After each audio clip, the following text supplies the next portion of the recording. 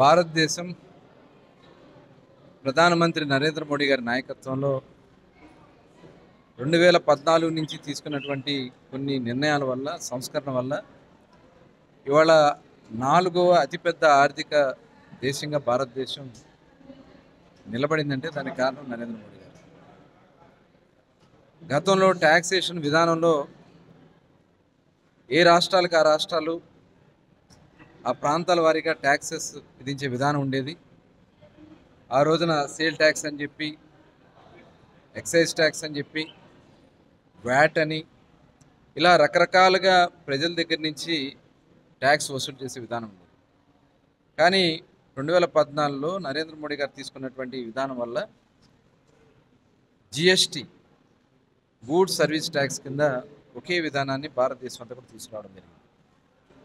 దానివల్ల రాష్ట్రానికి ఇవ్వాల్సినటువంటి వాటా కూడా కేంద్రం నుంచి కేంద్ర రాష్ట్రాలు సర్దుబాటు చేసుకుంటూ ముందుకెళ్ళి దానివల్ల ఇవాళ చాలా ఆదాయ వనరులు పెరిగినాయి.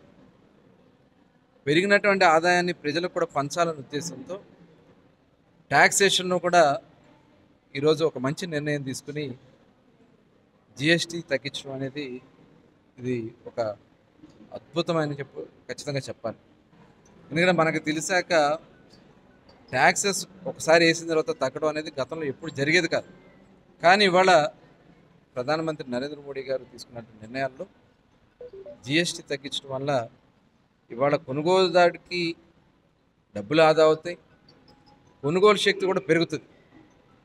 ఇవాళ తీసుకున్నటువంటి ట్యాక్సెస్ తగ్గింపులో నిత్యావసర సరుకులు కానీ, పాలు కానీ, డైరీకి సంబంధించి కానీ, అగ్రికల్చర్కి సంబంధించి కానీ, సామాన్యుడు వాడుకునే ఏసీ, టీవీ, చిన్న చిన్న కార్ల మీద కూడా చాలా కలిసి వస్తాం. అలాగే వ్యవసాయ పనిముట్లు, ట్రాక్టర్స్ మీద కానీ, కల్టివేటర్స్ మీద కానీ, లేదంటే హార్వెస్టర్స్ మీద కానీ, ఇవన్నిటి మీద ఇవాళ ట్యాక్సెస్లో చాలా కలిసి వస్తాం.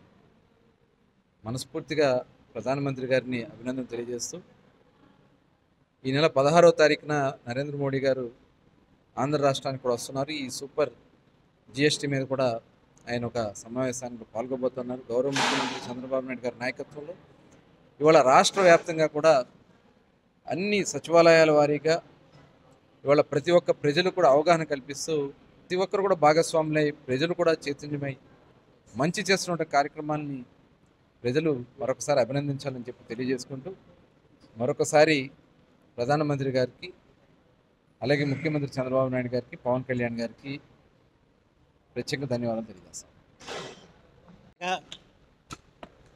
భారత ప్రధానమంత్రి శ్రీ నరేంద్ర మోడీ గారు, ఆర్థిక మంత్రి శ్రీమతి నిర్మలా సీతారామన్ గారు వాళ్ళ జిఎస్టీని పెద్ద ఎత్తున తగ్గించడం జరిగింది. అయితే ఈ తగ్గించిన ధరవరల గురించి ప్రజలకు తెలియజెప్పాలన్న ఆలోచన భారతదేశంలో ఏ రాష్ట్రంలో చేయని విధంగా ఈ రోజున మన రాష్ట్రంలో ముఖ్యమంత్రి చంద్రబాబు గారు చేపట్టారు. క్షేత్రస్థాయిలో కొన్ని వేల సమావేశాలను ఏర్పాటు చేసి వాళ్ళ జిఎస్టీ వల్ల జరిగే లాభం ఏంటో ప్రతి ఒక్కరు కూడా వివరించే కార్యక్రమం చేయడం జరిగింది. దాంట్లో భాగంగా ఈ రోజున గౌరవ మంత్రి శ్రీ కొల్లు రవీంద్ర గారు అవనిగడ్డ వచ్చి ఇక్కడ జిఎస్టీ కార్యక్రమంలో కూడా పాల్గొన్నందుకు వారికి కూడా అభినందన తెలియజేస్తున్నాను. అయితే నేను వినియోగదారులందరికీ నేను మనం చేసేది ఏంటంటే,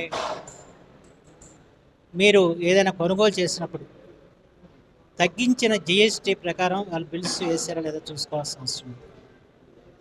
అలాగే ప్రతి వ్యాపార వాణిజ్య సంస్థల దగ్గర గతంలో ఉన్న ధర ఏంటి, ఇప్పుడు తగ్గించిన తర్వాత వచ్చిన ధర ఏంటి అన్నది కూడా అక్కడ బోర్డులు పెట్టాల్సిన అవసరం కూడా ఎంతైనా ఉంది.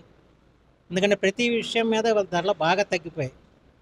ఉదాహరణ కాఫీ దాంట్లో చాలా తగ్గినాయి. వాళ్ళ కాఫీ తాగడానికి వెళ్ళిన వాళ్ళు తగ్గించిన ధరలు అవుతున్నాయో చూసుకోవాల్సిన అవసరం ఉంది. అలాగే టూత్పేస్టుల దగ్గర నుంచి అన్నింటికి, సబ్బుల దగ్గర నుంచి అన్ని ఎవరైతే నిత్యావసర గృహావసర వస్తువులు ఉన్నాయో వాటి రెండు మీద తగ్గింది. అలాగే రైతాంగానికి కూడా వాళ్ళ ట్రాక్టర్లు కానివ్వండి, లేకపోతే ఇతర వ్యవసాయ పరికరాలు కొనుగోలు చేయడానికి ధరలు బాగా తగ్గించడం జరిగింది. అంటే దీంట్లో అన్ని రంగాలకి కూడా ఇవాళ ఈ జిఎస్టీ తగ్గింపు అన్నది ఉపయోగకరమైంది. దీని ద్వారా ఏంటంటే ఇవాళ కొనుగోలు శక్తి కూడా వాళ్ళ జనానికి పెరిగిందని చెప్పి అన్నది మనందరికి తెలిసిన విషయం. అయితే ఏంటంటే ప్రజలు కూడా అప్రమత్తంగా ఉండాలి. ప్రజలు కూడా తగ్గించిన ధరలు అమలవుతున్నాయో చూసుకోవాల్సిన అవసరం ఉంది. అమలు కాకపోతే దాని మీద ఫిర్యాదులు చేయాల్సిన బాధ్యత కూడా ఉందని చెప్పి మాత్రం మనం చూస్తూ ఇంత చక్కటి కార్యక్రమం మన రాష్ట్రంలో దేశంలో లేని విధంగా తీసుకున్నందుకు ముఖ్యమంత్రి చంద్రబాబు నాయుడు గారికి నా అభినందనలు.